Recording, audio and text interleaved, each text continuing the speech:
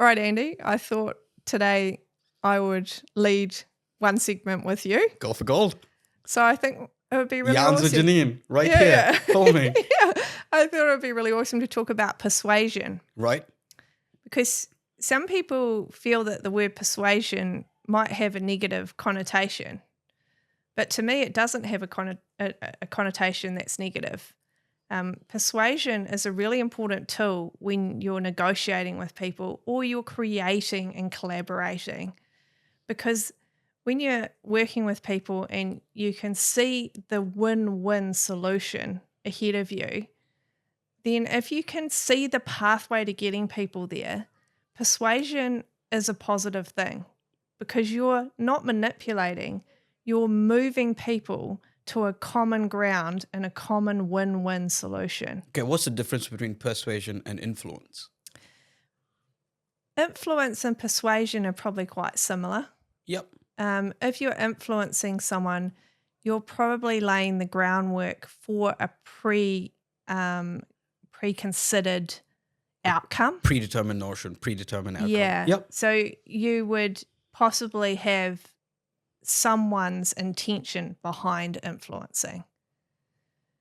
Whereas persuasion is more open. It's more that you're trying to get maybe a whole lot of people to move together or work together.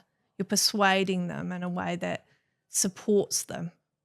So there's a slight difference there. There might be a behind the scenes intention to influencing. But there's always going to be a behind the scenes notion to persuade people as well in a particular direction because you have to send them in a direction. That's what leaders have to do. Yeah. We have to decide. We have to see into the future. We have to have a vision. And if we have a vision that's really positive about a project, like one of my visions, I'll give you an example. Go on, one of my visions was I was working on a school. Yep. And I had this vision of these children that no longer had a place to be in their existing school. So they were sitting in the library, some of them were sitting in the hallway, and they were learning in spaces that were not classrooms. Yeah.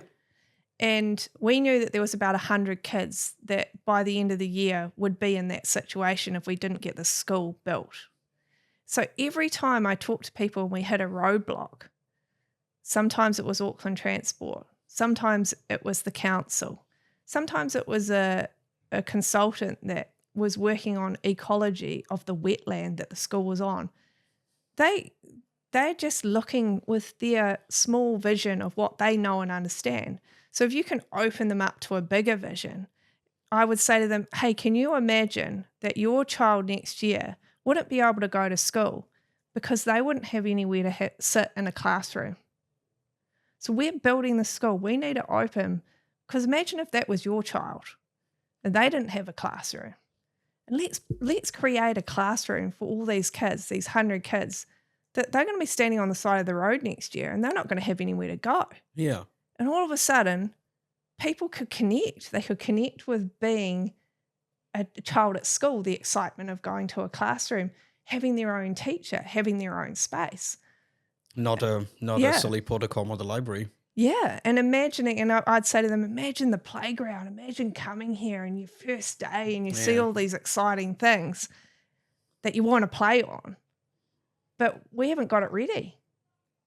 So, that all of a sudden you could see people's lights going on. They were like, wow, yeah, okay, I can buy into that vision. I can be persuaded to get that document done over the weekend, to work long hours, to deliver, do whatever you have to give deliver. up on whatever I needed to give up on, because there's 100 kids that need a school. Yep. And we get really excited about this. Fair. Okay. That works really well in a school setting. Yeah. Agree? Yeah. Now let's take a commercial 50-story apartment in town. Yeah. Okay. Where it's a business. Yep. That's all it is. It's only a business, right? So somebody wants to develop that land, build, I don't know, 50 stories of apartments and get it sold to make a buck. Yep. How do you then help people buy into a vision in that space? I think there always has to have like for it to be successful, there has to be a leader with a vision. Fair. So in that case, I'd get the client to create a vision. Yeah, okay.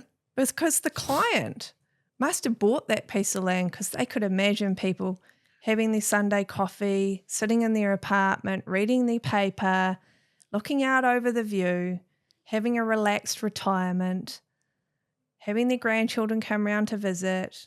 It's easy to come up, like they've got a lift for people that are disabled or whatever it is, or maybe they just, they might be getting older and they need more accessibility.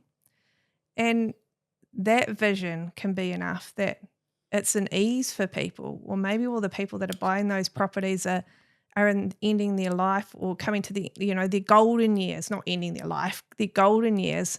And they want to enjoy looking at the view and they want to enjoy sitting there with their coffee, and people can connect with that too. Okay, so that's great. Now, say the clients now develop that vision. How do I get the chippy who's on site to buy into that vision? He doesn't care. Yeah, no, the chippy is quite removed, isn't he, in that situation? Yeah, he's like what, 4 removed, 5 removed? Yeah.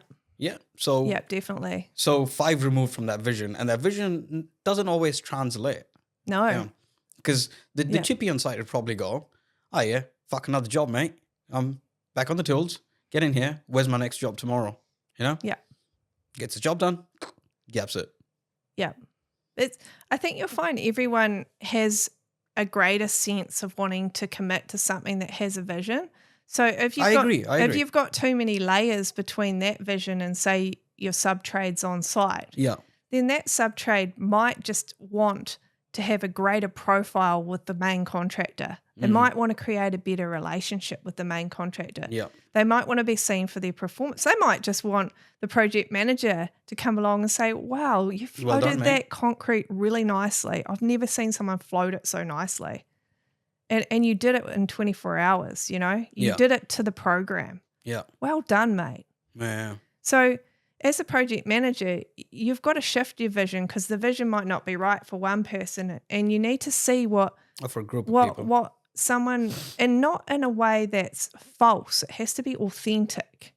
You have to genuinely appreciate that person for the fact they've finished that float work. You have to genuinely feel that they've done a good job. You can't be false.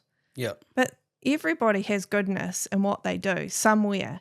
Some people will be really efficient. Some people will be really nice to have on site. They just... And this is where the power of persuasion comes in as a leader, doesn't it? Yeah, well, you're looking for their goodness. Yeah. You're looking to affirm their goodness. You're looking to lift that person and say, wow, mate, when you did that, that was really awesome. Hey, next weekend, we've got to work long hours. We've got to deliver. Would you be able to do a Saturday? I really need you because you're the best floater. I need you to turn up and do the concrete pad for that level 2 or level 3 or whatever's happening. Or, you've got your landscaper, and you talk to them directly. Like if you take out the layers and direct your attention to people and actually be authentic and present with them, then they'll feel appreciated, and that's what you want. So lessons we learn from there is how do you be a more present leader, a conscious leader, and have the power of persuasion and deliver a vision so people buy into the vision. Yeah. Well, sounds simple, doesn't it? Yeah. Most people I found when they call me or I call them need one of 3 things. It's the 3 H's. Oh, yeah. They need to be helped. Mm-hmm. They need to be hugged. Yeah. Or they need to be heard. Interesting. And when you're a leader, you're listening for, and hug's not like give me a hug. Not physically. Hug's like affirming them, affirming they're going in the right direction. And being heard, some people just need to be heard. You're not going to gain anything from that conversation at all. But that person is. And then remember how we talked about that feeling? Like when people feel good emotionally when they're with you, then they want to keep being with you and they want to keep being on that project and they want to keep performing because they're enjoying it. Yeah. And if you can help someone in a phone call, it's not about you. You're there to serve. If you're a project manager, you're there to serve. You're there to serve the client. You're there to serve the team. You're there to get things done. And through getting people connected to you and feeling like they're being appreciated, you're going to get outcomes. Absolutely. Yeah, 100%. They're going to want to be there. That's it, eh? So how do we get now? We need to now try and get more people in the construction industry to adapt and adopt just what you said right there. Yeah. We need lots of people, lots of leaders to adopt. That's it. New ideas. That's it. Like, we are evolving. Mm-hmm. We are humans, and every year we only have to be 1% better. Yep. And make incremental improvements from there. Yeah. So if we are 1% better, then we are better than the year before. Yeah. That's what I keep that's telling myself evolution. Yeah, that's evolution. Yeah. So if someone's listening today, they could take on board one of those little tips, and they'll be better. And if we can talk to more and more and more leaders, then we're going to lift the game. I'm confident we'll get there, Janine. Yeah, we're going to lift communication and construction. Yeah. And if we do that, we're going to see improvements across the board with all of the indicators for construction. We're going to see better projects. We're going to see more cost benefits for the client and cost control. We're going to see people meeting program targets. Yeah. And we're going to see better quality. But we're also going to see, and the greatest thing that we're going to see is more value. And that's going to be like wider than just the project. It's going to be for the whole team, for all the people. Everyone's going to feel that there's value. Not just what we produce. It has a ripple effect.